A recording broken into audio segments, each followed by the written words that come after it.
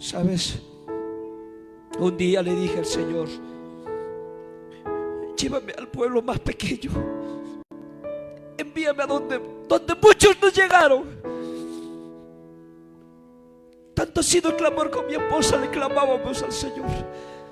Para nosotros no ha sido fácil levantar el ministerio. Muchos se han puesto en contra de nosotros, muchos nos han dicho ustedes no, pero así hemos seguido, porque así es la vida. ¿Sabe por qué? Porque cuando tú te vas a levantar, ahí va a haber gente que de tu mismo alrededor, de tu mismo ambiente, de tu misma familia, que te van a decir que tú no vales, que tú estás por gusto, que estás perdiendo tiempo a su nombre. Pero sabes, el que ha entendido avanza, avanza. Y dice: Señor, yo voy al encuentro tuyo, papá, porque yo sé que tú tienes preparado algo bueno para mi vida.